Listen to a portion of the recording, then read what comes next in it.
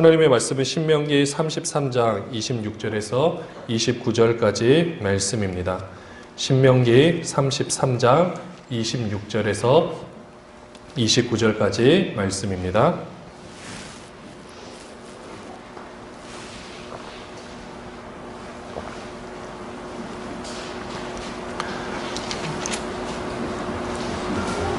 제가 읽어 드리겠습니다.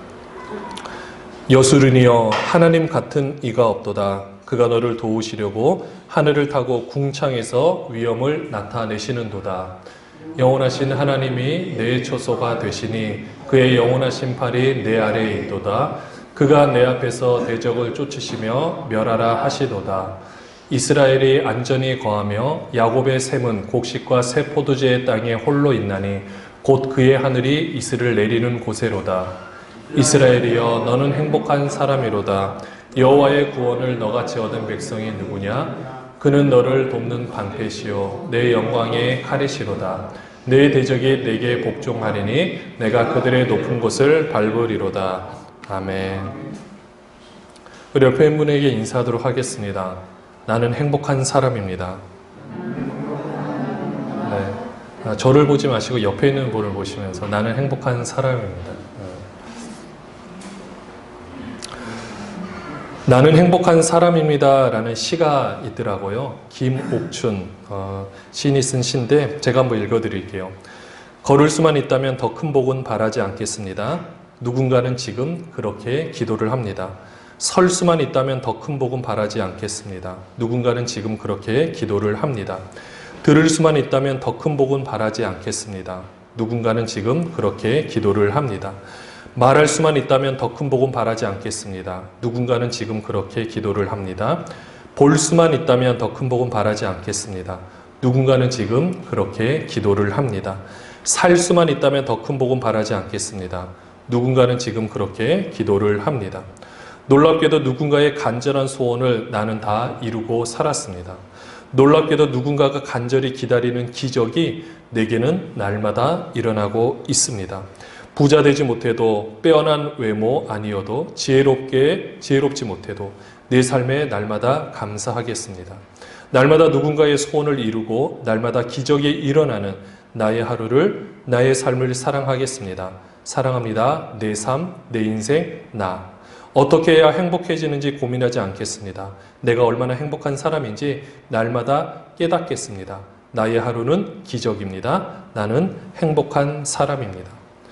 이 시를 들으면 어떻습니까? 행복한 사람처럼 우리 자신이 그렇게 느껴지지 않습니까? 그런데 그거 아십니까? 내 삶, 내 인생, 나란 존재가 아무리 내 것이라 할지라도 나 혼자서는 행복함을 누리기가 어렵다라는 사실입니다. 사람은 혼자서 절대 행복할 수가 없습니다. 요즘에 보면 인스타그램이라 그래서 자신이 일상적인 생활을 올리는 사진을 올리는 하나의 소셜 네트워크라 그러죠. 본인이 사진이 올려서 누군가 이렇게 보는 그런 프로그램이 있는데 우리 젊은 사람들은 많이 이것을 하고 있습니다. 보통 그래서 인생 사진이라고 이야기를 하죠. 그래서 예쁜 카페 아니면 예쁜 장소에서 나만의 이 사진, 그러니까 내 인생에 있어서 정말 걸작 중에 걸작이라는 사진을 찍어가지고 그것을 어떻게 하느냐? 그 인스타그램에 보통 올려요. 근데 여러분들, 사람들의 심리가 그 인스타그램에 인생 사진이라 찍어서 올렸을 때 나 혼자 보려고 올릴까요? 누군가와 함께 나눠보기 위해서 올릴까요? 처음에는 나 혼자 간직하는 마음이 있겠지만 사실은 그 인스타그램에 올리면 누군가가 뭐 좋아요라든지 이렇게 같이 반응을 해줘야 되는데 내가 예쁜 사진, 멋진 사진, 정말로 최고의 걸작의 사진을 올렸는데 아무도 반응을 해주지 않는다? 그러면요, 마음이 굉장히 우울해질 때가 있다고 합니다. 사실 요즘에 혼밥이라는 단어가 많이 쓰이고 있죠. 여러분들은 혼자서 밥 먹는다는 개념 별로 그렇게 많이 느껴보시지는 못했을 거라 생각합니다. 근데 요즘에는 일단은 우리나라 전체에서도 1인 가구가 차지하는 비율이 벌써 50%를 넘었기 때문에 일상 모든 생활이 이제는 혼자서 먹는 데 익숙해진 이런 분위기가 있습니다. 그래서 이제 뭐 유명한 음식점에 가도 예전에 무조건 2인 이상 시켜야 됐다. 지금은 그렇지 않아요. 그러면 그 가게 망합니다. 혼자서도 모든 세트를 먹을 수 있는, 그렇지만 조금씩 먹을 수 있도록 자리도 그렇고 다 이것을 준비를 해놔요. 그런데 혼자 먹는 사람들의 이 특징, 전부 다는 아니겠지만 이 모습을 자세히 보면, 여러분 혼자서 먹을 때 혼자 창밖을 보면서 먹을 것 같습니까? 근데 그런 사람은 별로 없고요. 앞에 스마트폰이 놓여져 있습니다. 그리고 어떤 방송을 보냐, 제가 유심히 다 본 건 아니지만 몇 번 이렇게 보면은 대부분 먹방이라 그러죠. 맛있게 음식을 먹는 것을 틀어놓고 함께 식사를 하는 것을 종종 보곤 합니다. 여러분들, 혼밥, 그리고 또 뭐 인스타그램, 이런 모든 것들, 이런 것들을 보면요, 나 혼자서 내가 그것을 누림으로 행복하는 것 같고, 또 요즘에 언택트라 그러죠. 코로나19로 인하여서 누군가 대면 접촉 없이 나 혼자서 삶을 영위하겠다라는 이런 심리가 점점 커가고 있고, 우리 상황이 그렇게 만들어져 가고 있습니다. 그러다 보니까 혼자가 편하고 사람들과의 관계를 맺는 게 점점 어려워지는 이 시대 속에 우리가 살아가고 있어요. 근데 그러면 사람들이 혼자 있으면 정말 행복한가?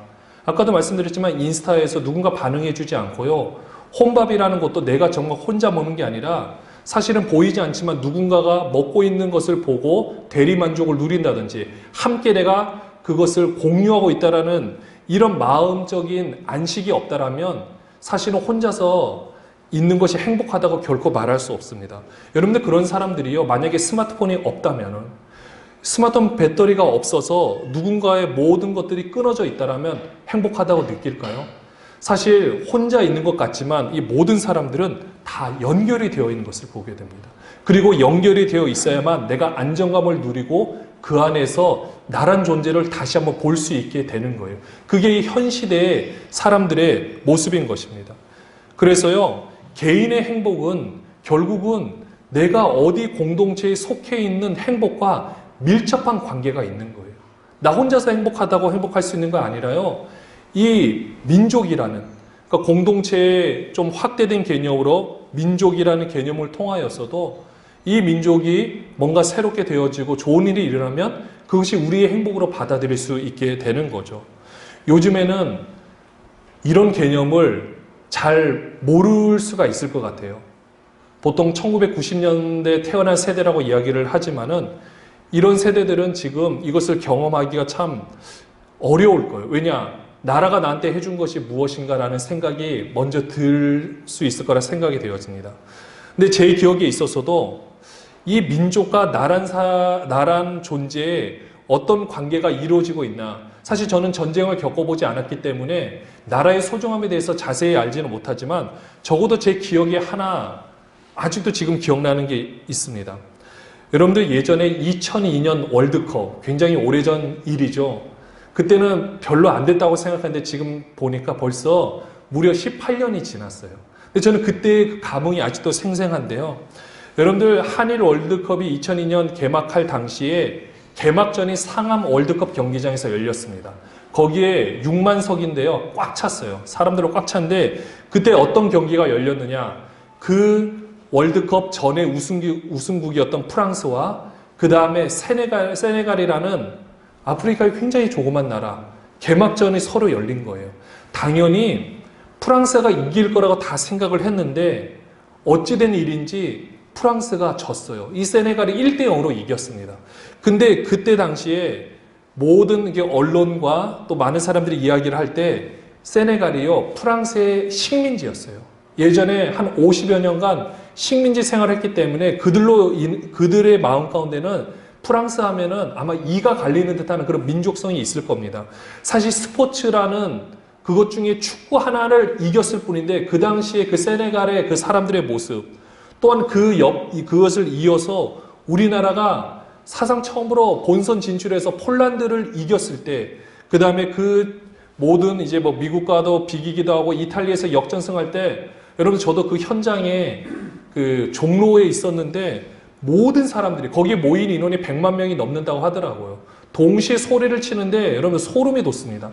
근데 그 사람들이 그렇게 이탈리아전에서 이기니까 너나 할 것 없이 사람들이 서로 껴안고 부둥켜 안고 서로 막 울고 그냥 보이는 것만 다 하이파이브하고 너무 좋아하는 거예요.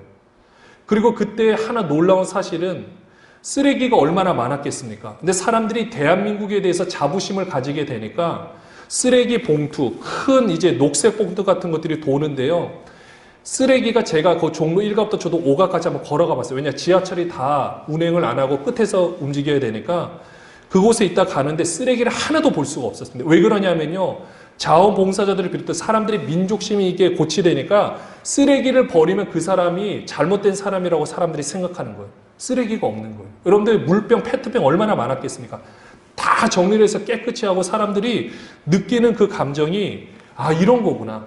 내 개인의 사실 그 경기를 이긴 게 우리 개인적으로는 딱 이득이 있는 게 아니잖아요. 이익이 있는 게 아니잖아요. 근데 그냥 우리나라가 이겼다는 이유만으로 그 사람들이 행복하는 그 모든 것들이 얼마나 놀라운지 모릅니다.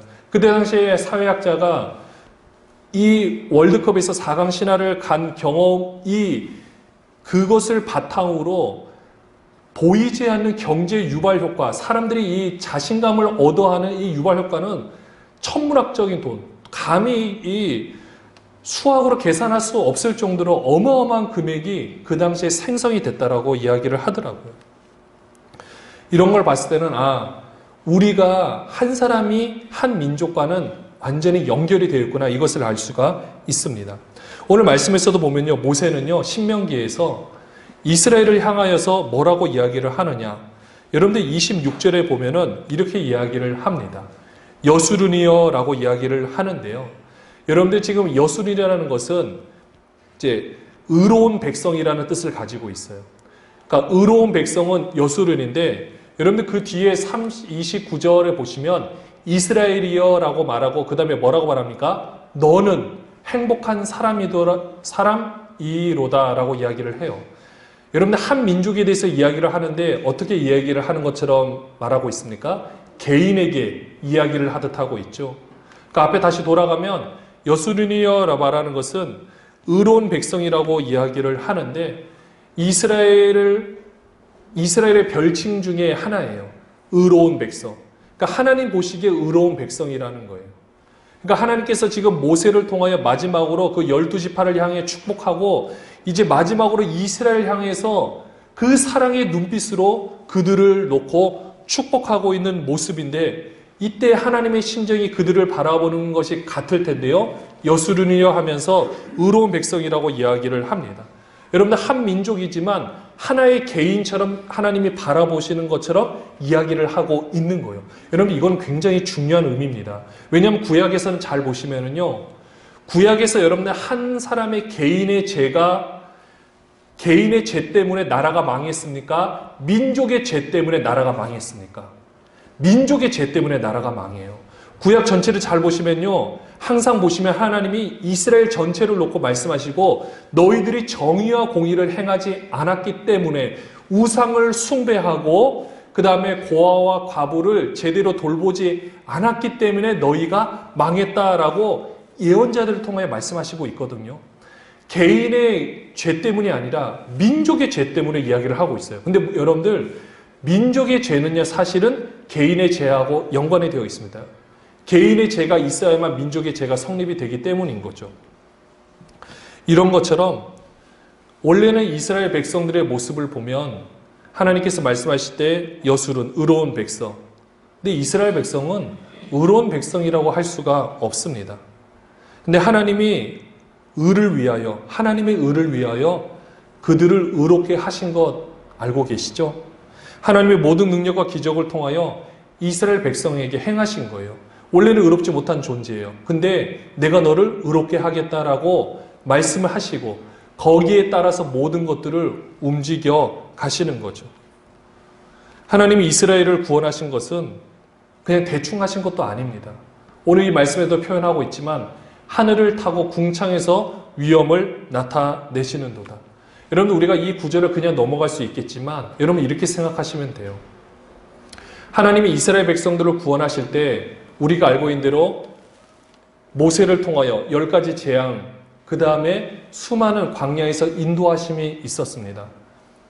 저도 솔직히 그 인도하심의 놀라운 사건들이, 그러니까 하나님의 능력이 너무 크니까, 하나님의 능력이 너무 무한하니까 그것은 정말 아무것도 아닌 거라고 생각을 했어요. 전 그게 하나님을 높이는 거라고 생각을 했었습니다. 근데 이 말씀을 묵상하면서 생각해 보니까 하나님의 능력이 정말 무한하신 것은 변함이 없고 놀라운 것은 변함이 없는데 그 이스라엘 백성들에게 하나씩 행하셨던 놀라운 역사들은 대충 일어날 수 있는 일이 아니라 하나님이 그들을 바라보시면서 가장 최고의 것들로만 준비하셔서 행하셨구나. 이 구절을 통하여 깨달을 수 있었습니다.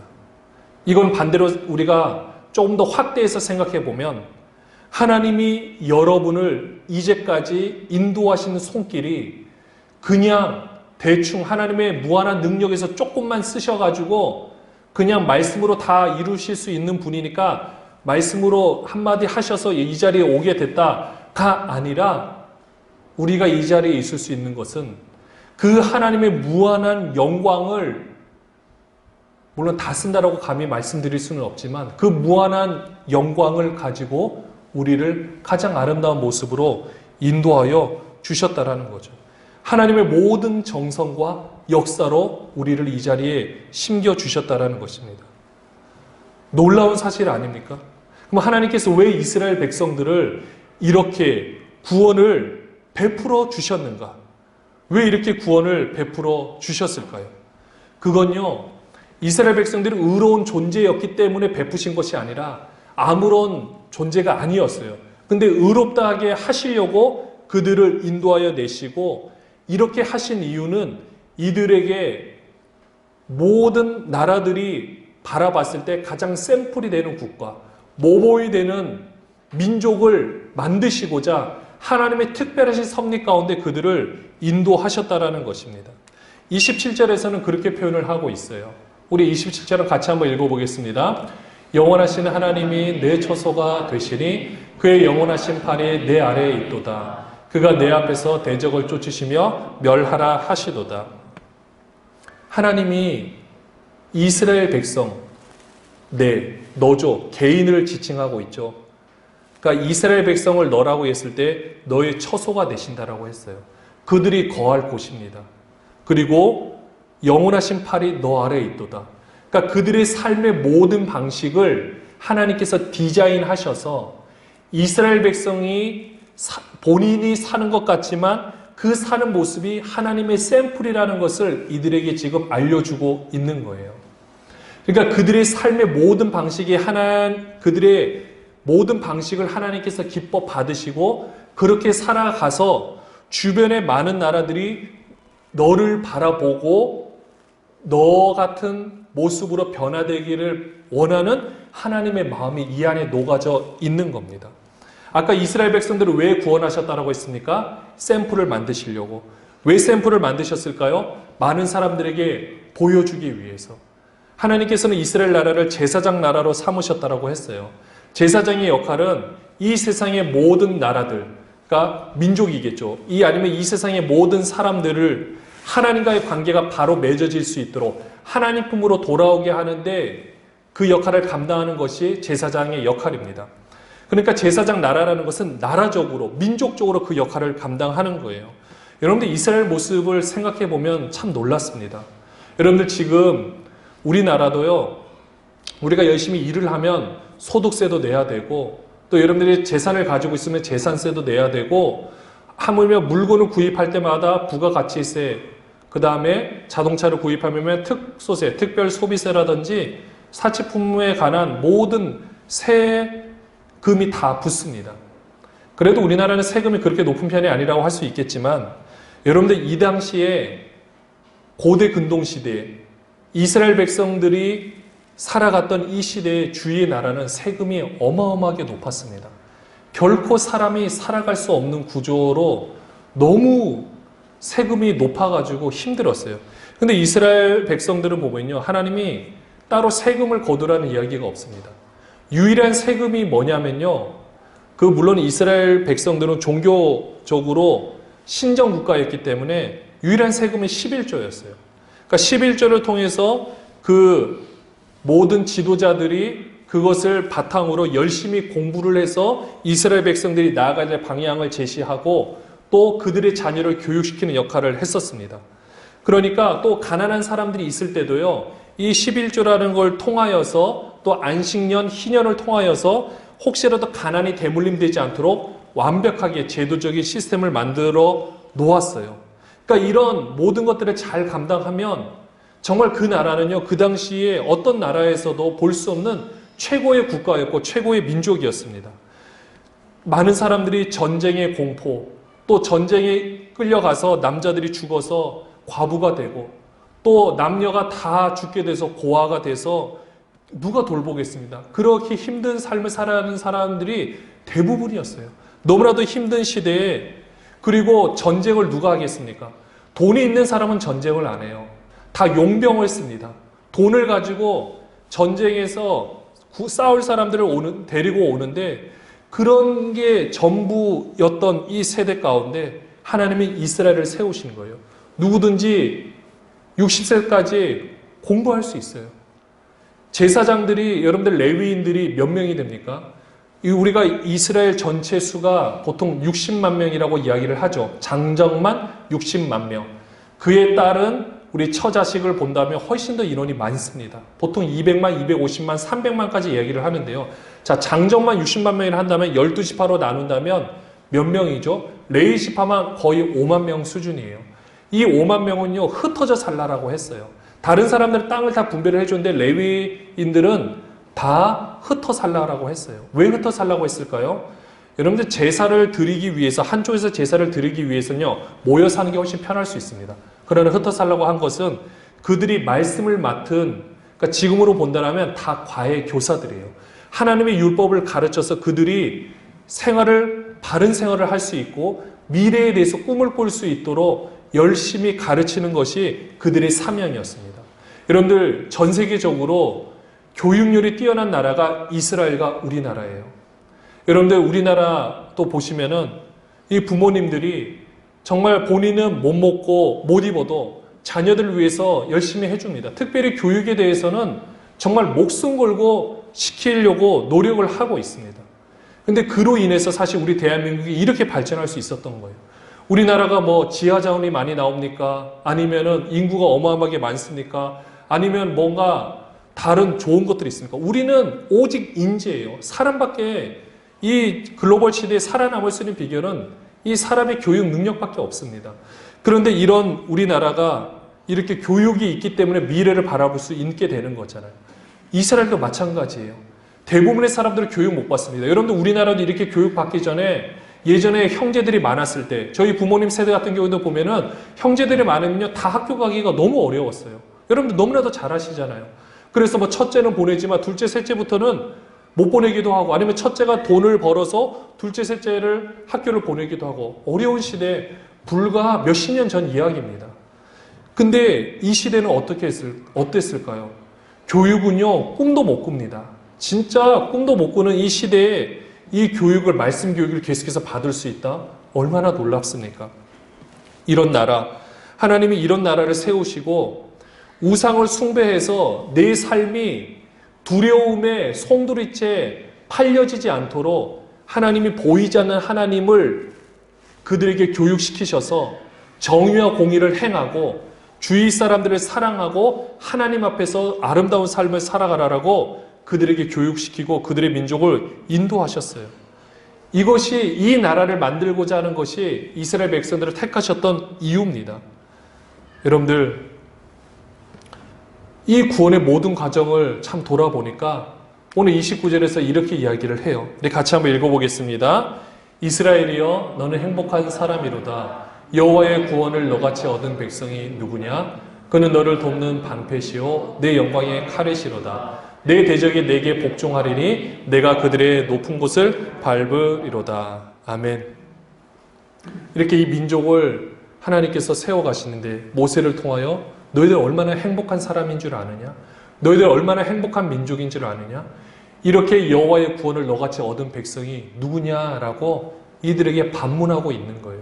여러분, 이제는 이 반문을 우리에게 적용을 해보면 좋겠습니다. 먼저는 개인에게 해보시면 돼요. 여러분을 이 자리에 있게 하신 하나님의 놀라운 능력, 여러분에게 베풀어 주신 구원의 능력, 얼마나 귀하고 놀랍습니까? 우리는 이 능력이 없었더라면 우리의 이 자리에 있을 수가 없습니다. 근데요, 오늘 말씀에도 보면 사람에게 말하는 것 같지만 이거는 공동체의 이야기를 하고 있어요. 이스라엘 민족은 오직 하나님을 중심으로 똘똘 뭉친 공동체입니다. 이제는 이 민족과 이 공동체를 통하여서 세상 많은 나라들이 보고 배우기를 원했고 그들도 하나님 품으로 돌아오게 하시고자 하는 것이 하나님의 뜻이었어요. 자, 이제는 어떻게 되느냐? 이제는 이 공동체가 이 전체 나라와 물론 민족이 되겠지만 이제는요, 이 공동체가 교회로 바뀌어진 겁니다. 이제는요, 우리 개인의 구원, 하나님께서 우리를 구원하시는데 어디를 통해서 구원하시느냐? 교회를 통해서 구원을 하시고요. 또 교회를 통하여 하나님의 놀라운 역사를 일으키고 있다라는 것입니다. 이제는 교회가 이 시대의 마지막 소망이고 마지막 보루인 거예요. 이 하나님 나라의 지점이 이제는 교회가 되는 것입니다. 우리는 가끔 착각할 때가 있는데 하나님께서 우리에게 개인적으로 말씀해 주시고 개인적으로 깨달으셔서 나는 교회가 필요 없이 나는 나 혼자서 신앙생활을 할 수 있다라고 말씀하실 수도 있겠지만 절대 그렇지 않습니다. 하나님은요, 공동체를 통하여 말씀하세요. 하나님의 이 놀라운 말씀은 그 당시에도 구약의 모든 말씀도 개인적으로 지켜서 나라에게 말씀하시는 것처럼 이제는요, 신약 시대를 넘어서 지금 현대 시대에서는 교회를 통하여, 물론 교회가 우리 개인의 모습도 교회가 됩니다. 우리 한 사람 한 사람이 다 교회가 되기도 해요. 그리고 교회의 지체가 되기도 합니다. 이게 신비인데요. 우리 교회를 통하여 이제는 하나님이 말씀하시는 거예요.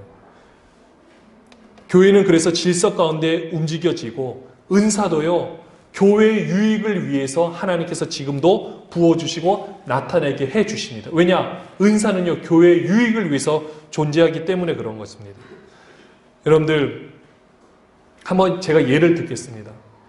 여러분들의 가족 구성원 중에 누군가가 예수를 믿지 않는다고 가정을 할게요. 여러분들이 정말 열심히 기도를 하십니다. 정말 목숨 걸고 최선을 다해서 기도를 하고 계시는데요. 우리 뜻대로 참 잘 되지 않습니다. 솔직히 정말로 많이 그래요. 그러면요, 그럼 여러분의 기도가 부족하기 때문에 그러냐? 그거는요, 아무도 그렇게 이야기해 줄 수 없습니다. 본인이 그 입장에서 하나님, 제가 부족해서 우리 자녀, 우리 가족이 아직 예수를 못 믿는 것 같아요 라고 말씀하시면 본인이 하나님께 말하는 건 상관없겠지만 그 누군가 옆에서는 아무도 이야기해 주지 못합니다. 근데요, 가족이 믿지 않을 때 생각해 보니까 우리 교회가, 이 교회 구성원이 그런 공동체, 그 사람을 공동체에 편입할 수 있는 그런 구조적인 시스템이 만들어진다면 교회가 그 사람들을 구원할 수 있지 않겠습니까? 교회가 그들을 돌볼 수 있지 않겠습니까? 제가 이제까지 신방을 다니면서 항상 물어봤던 말씀이 있습니다. 구원의 확신이 있느냐 물어보는데 그 전에 꼭 이걸 물어봐요. 의인이십니까? 물어보면요, 100% 본인이 의인이라고 답을 하시는 분이 한 분도 안 계십니다. 근데 사실 우리는 구원함을 받았으면 의인 맞거든요. 우리가 잘해서 의인이 아니라 하나님의 의를 우리에게 주셨기 때문에 우리는 의인이 맞습니다.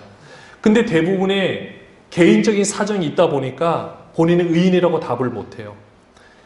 근데 그 힘든 이유 중에 하나가 바로 가족이 교회를 안 나와서 그런 거예요.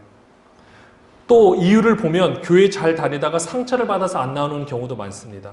근데 제가 유심히 보니까, 그리고 제가 이제까지 부교역자로 이전에 수많은 교회들을 거치면서 저 혼자 나름대로 판단하고 이 상황들을 봤을 때, 물론 제가 전체를 다 볼 수 있는 눈은 없지만 적어도 제가 지나온 교회들의 모습을 통하여 진단할 수 있는 것은 한국 교회 현 상황에서 보통 남자들이 와서 신앙생활, 그러니까 그 신앙생활이 우리가 보통 말하고 있는 모범적인 신앙생활을 하기가 참 어렵겠다라는 것이 저의 결론이에요.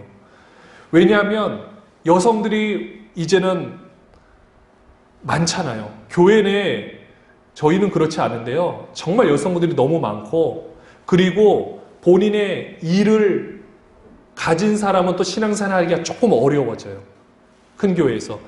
일을 하지 않고 남편이 일을 해서 가져다 주는 그런 것을 가지고 충분히 생활할 수 있는 사람이 신앙생활 하기에는 딱 좋은 구조로 지금 그렇게 되어 있는 것 같아요.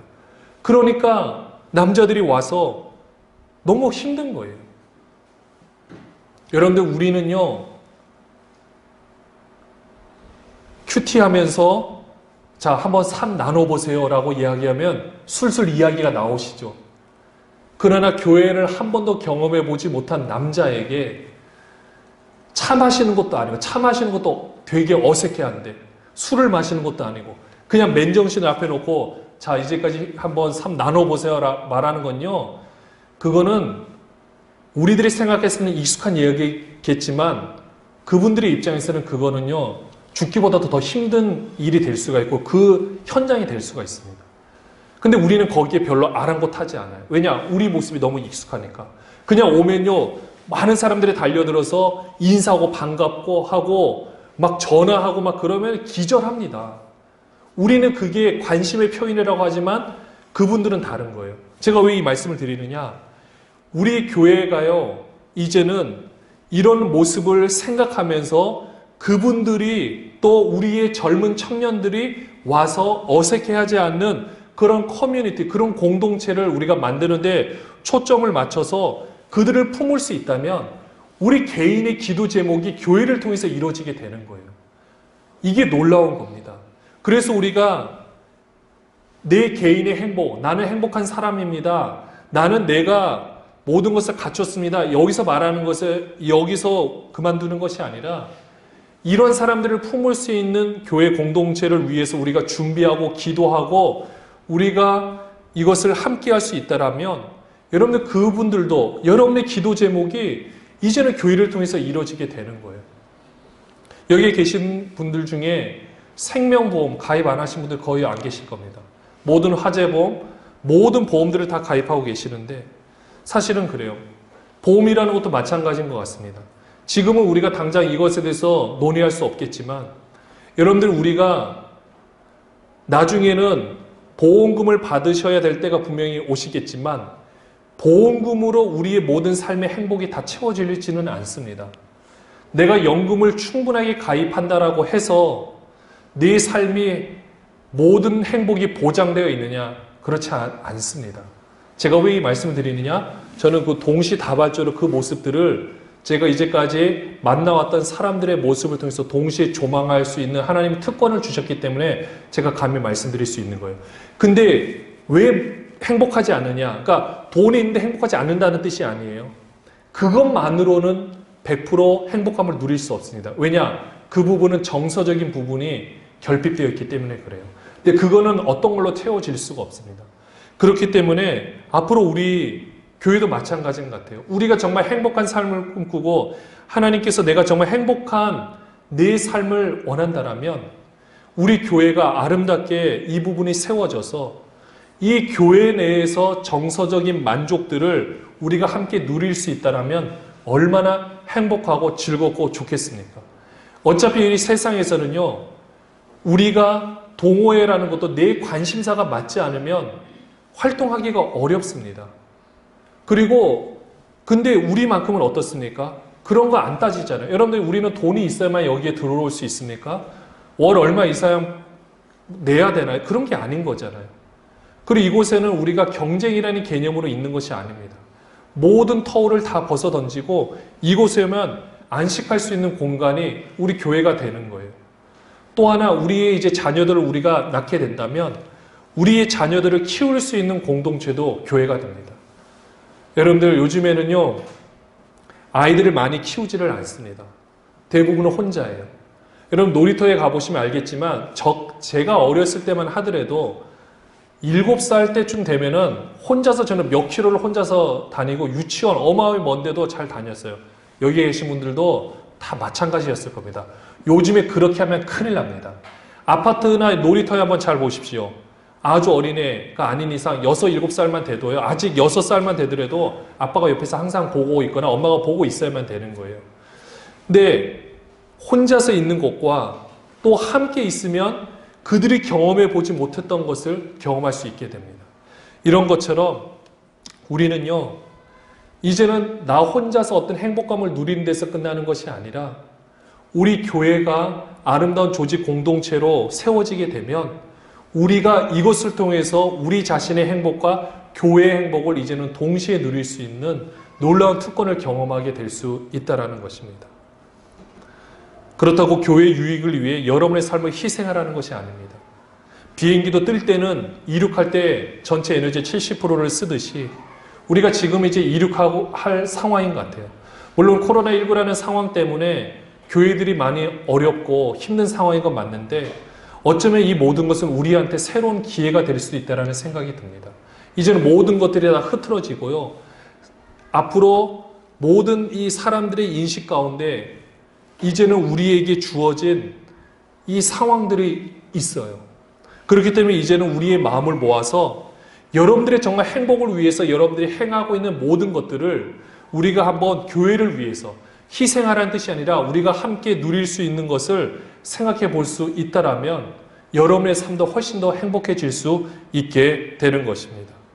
지금은 우리가 눈물을 흘리며 씨를 뿌리는 시간입니다. 이 씨를 뿌리는 시간이 굉장히 길어지는 것 같아 보이겠지만 이제는 우리들이 분명히 거두게 될 거고요. 우리의 자녀들이 거둬들일 것이고 우리의 손자, 손녀들이 거두어 드릴 것입니다. 이 말씀을 준비하면서 생각해 봤어요. 여러분, 여러분의 10년 뒤의 모습 생각해 보셨습니까? 10년 뒤 모습. 10년 뒤 예수사랑교회 안에서 모습 생각해 보셨습니까? 잘 못해 보셨죠? 여러분들 숙제를 드리겠습니다. 한번 생각해 보십시오. 10년 뒤에 우리의 모습이 어떠할까? 근데 그 10년 뒤에 누가 나를 돌봐주고 정서적으로 누가 나와 함께 할 것인가? 좀 더 나아가서 20년 후까지 한번 생각해 보십시오. 사람의 관계는 가족 외에는 짧은 시간에 결코 끈끈한 정이 만들어질 수 없습니다. 근데 우리는 교회 안에서는 가족이잖아요. 나의 행복, 교회의 행복은 떨어질래야 떨어질 수가 없습니다.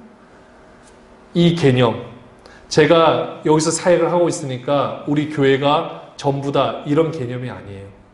저도 우리 가정이 있고 우리 교회가 함께 있습니다. 그러나 보니까 우리 자녀들도 그렇고 우리 뒤에 있는 우리 하준이도 마찬가지고 우리 어린아이들, 우리 다음 세대 우리가 이들을 지금 우리가 함께 키워가고 있는 거예요. 우리가 이들을 왜 키우느냐?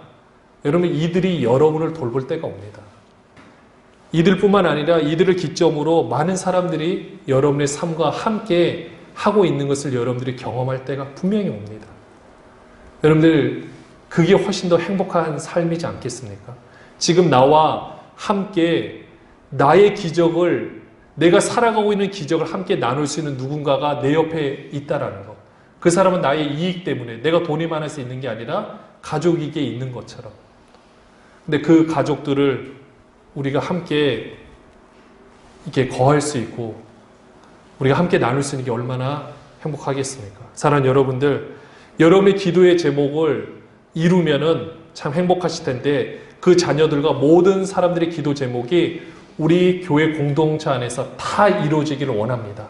아름다운 성품으로 자라서 우리 자녀들이 가는 곳마다 주변에 말하는 사람들이 기도 제목이 이루어져서 우리의 자녀들이 가는 곳마다 그 자녀들을 만나서 그 친구들이 새롭게 변화되어서 그들 부모의 기도 제목이 이루어지고 우리의 남편, 우리의 모든 친척들이 변화되어서 정말 변하지 않을 거라고 생각했던 많은 사람들이 변화시키는 그런 역할을 우리 지금 안 믿는 분들이 감당할 수 있게 되면 얼마나 놀랍겠습니까? 그것을 할 수 있는 비결은 우리 교회입니다.